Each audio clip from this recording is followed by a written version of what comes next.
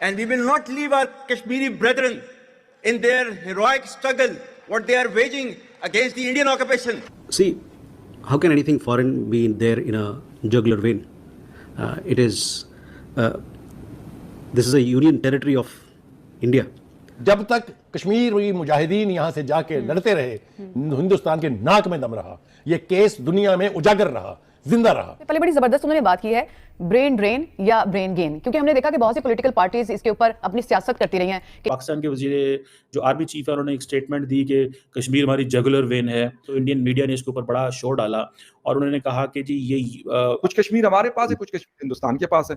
अच्छा जी, कहते हैं हम उनको मतलब ऐसे नहीं छोड़ेंगे कि मतलब उनकी जो स्ट्रगल है क्या उन्होंने लाहौर फतह कर लिया था, कसूर फतह कर लिया था, सियालकोट फतह कर लिया था जो पाकिस्तान जंग हार गया था। Army chief general Asim Munir ने इस्लामाबाद में ओवरसीज पाकिस्तानीज के कन्वेंशन से खिताब करते हुए कहा कि जी ये अब जायसवाल साहब भी ये कह रहे हैं कि ये एक यूनियन टेरिटरी है इंडिया की, और दूसरा ये है कि सिर्फ 1500 लोग हैं बीएलए के, तो क्या वो इस बात को मतलब मुझे ये समझ में नहीं आया वो अपनी तारीफ कर रहे हैं या अपनी बुराई कर रहे हैं। हमें पीस दीजिए, जिन्हें का हक दीजिए, उसके बाद कश्मीर को भी देख लिया के अंदर पाकिस्तानी मीडिया की रैंकिंग 160 नंबर पर है हमारी पूरी दुनिया के अंदर। हमारी आर्मी चीफ ने बहुत कमाल किया, उसने कहा कश्मीर पाकिस्तान की शहरग था, शहरग है और शहरग रहेगा। दुनिया तो अब एक ग्लोबल विलेज बन चुकी ना, कहते हैं। अब जय हिंद दोस्तों, ऐसे भारत मीडिया में आप सभी का स्वागत है। दोस्तों, भारत ने पाकिस्तान सेना प्रमुख जनरल आसिम मुनीर के कश्मीर को लेकर दिए गए बयान को भारत ने खारिज कर दिया है और विदेश मंत्रालय के प्रवक्ता ने स्पष्ट रूप से कह दिया कि कश्मीर भारत का अभिन्न अंग है और एक विदेशी शक्ति का इस पर कोई अधिकार नहीं हो सकता है, जिसको लेकर पाकिस्तान मीडिया में काफी ज्यादा चर्चा का विषय बना हुआ है। पाकिस्तान का आर्मी चीफ आसिम मुनीर का विवादित बयान देते हुए कहा था कि कश्मीर इस्लामाबाद की गले का नस है, जिसे भारत के विदेश मंत्रालय के प्रवक्ता रणदीप जायसवाल ने कह दिया कि विदेशी चीज किसी के गले की नस कैसा हो सकता है। इसका मतलब है कि किसी बाहरी शक्ति का भारत के आंतरिक मामलों में कोई अधिकार नहीं है। आप लोग को वीडियो के हाईलाइट में देखने को मिला होगा किस प्रकार पाकिस्तान के मीडिया के एक्सपर्ट भी पाकिस्तान के आर्मी चीफ को अब पेलना भी चालू कर दिए हैं और बोल रहे हैं कि इस प्रकार का बयान नहीं देना चाहिए था। जनरल मुनीर ने यह भी कहा कि विदेश में रह रहे पाकिस्तानियों को संबोधित करते हुए कहा था कि भारत और पाकिस्तान दो राष्ट्र हैं और उन्होंने कहा कि हम एक राष्ट्र नहीं है, बल्कि हमारे पूर्वजों ने इस देश को बनाने के लिए संघर्ष किया है और हमारे पूर्वजों और हमने इस देश को निर्माण के लिए बहुत त्याग दिया है। इसी दौरान पाकिस्तान के आर्मी चीफ ने दावा किया था कि कश्मीर के इस्लामाबाद की गली की नस है। इस बयान को भारत ने खारिज कर दिया और मुंह तोड़ जवाब भी दे दिया है। पाकिस्तान के एक्सपर्ट भी बोलना चालू कर दिए कि आतंकवादियों को हम पाकिस्तानी पालते पोसते हैं और पाकिस्तान के आर्मी चीफ एक बार फिर से भारत के खिलाफ जहर उगल दिया है और पाकिस्तान के मीडिया ये भी बोल रहे हैं कि अब भी पाकिस्तान 26/11 के आतंकियों को पनाह दे रहा है। पाकिस्तान 26/11 हमला के बाकी दोषियों को सजा दिलाने के लिए कोई भी कदम नहीं उठा रहा है। दोस्तों, पाकिस्तान के आर्मी चीफ के बयान के बाद अब पाकिस्तान के मीडिया भी आर्मी चीफ को अब पेलना चालू कर दिए हैं। तो आप लोग ये पाक मीडिया रिएक्शन पूरा अंत तक जरूर देखिएगा और पाकिस्तान मीडिया से क्या प्रतिक्रिया था आप लोग कमेंट में अपना राय लिख के जरूर शेयर करना। पाकिस्तान के वजीर जो आर्मी चीफ है उन्होंने एक स्टेटमेंट दी कि कश्मीर हमारी जगुलर वेन है, और अब ये बात उनकी जवाब में जब सवाल पूछा गया उनसे तो उन्होंने कहा जी कि पाकिस्तान ऑक्युपाइड कश्मीर को वकेट कर दे। ये वो सजेशन दे रहे हैं, धमकी दे रहे हैं, क्या कर रहे हैं, मुझे थोड़ी समझ नहीं लगी उनकी। सजेशन है या धमकी है, ये एक चीज़ है, या कि सिर्फ सहाफ़ी को थोड़ी देर के लिए चुप करवाने के लिए ये बात जो है वो की है।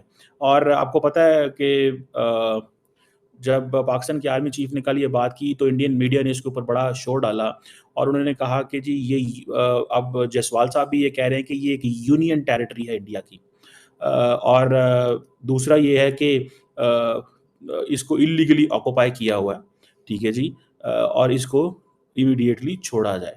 अब सवाल ये पैदा होता है, जैसे मैंने पहले कहा, कि क्या ये धमकी थी, क्या ये सजेशन थी, या ये कुछ इंडिया के माइंडसेट में चीज़ें आ रही हैं।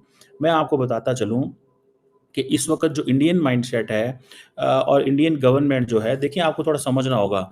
अमित शाह साहब क्या कहते हैं, ठीक है जी, राजनाथ सिंह क्या कहते हैं, मुझे ऐसे लग रहा है there is something big which is on the cards. कुछ ऐसा बड़ा ज़रूर है जो ऑन द कार्ड्स है। गो के ये एक डिप्लोमेटिक स्टेटमेंट है और ये ऐसी डिप्लोमेटिक स्टेटमेंट है जिसके पीछे पॉलिटिक्स है, क्योंकि अपना क्या नाम है उसका, डॉक्टर जयशंकर भी ऐसी बातें करते रहते हैं।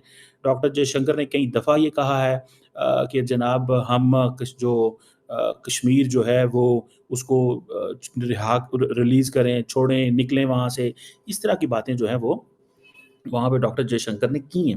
लेकिन मुझे जिस चीज़ ने या मुझे जो सवाल मुझे खटकता है, वो सवाल ये है कि क्या इंडिया इसके लिए कोई कोशिश करेगा?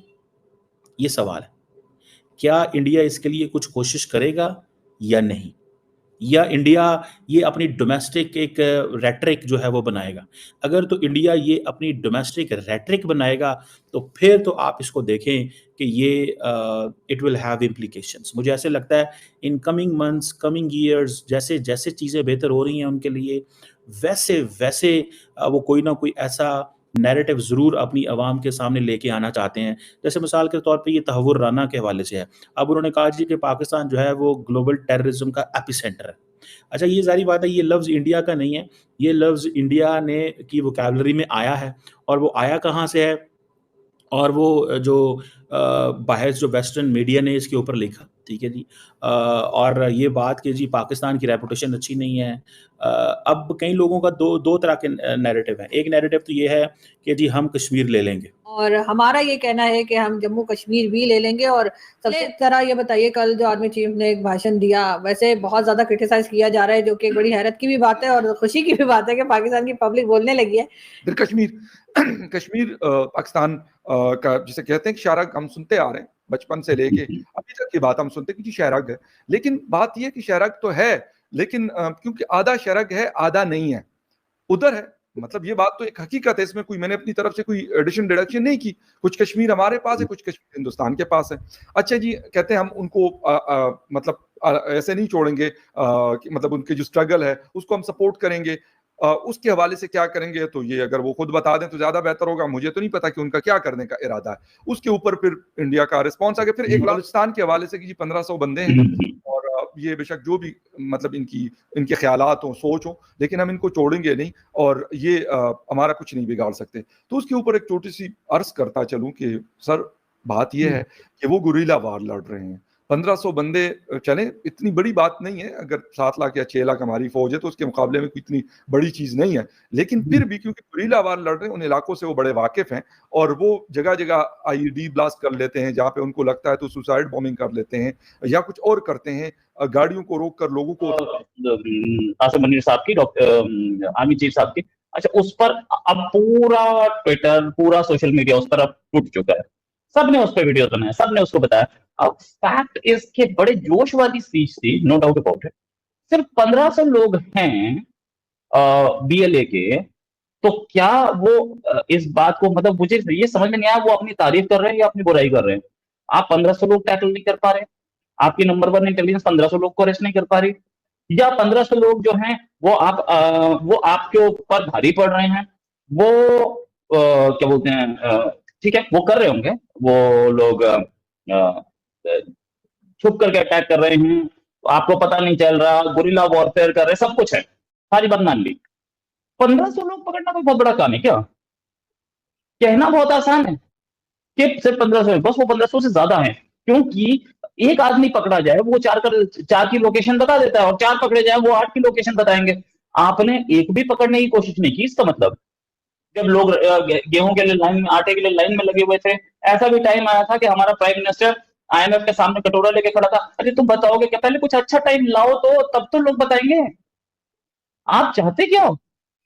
इंडिया और पाकिस्तान दोनों ने इकट्ठी आजादी ली थी ना।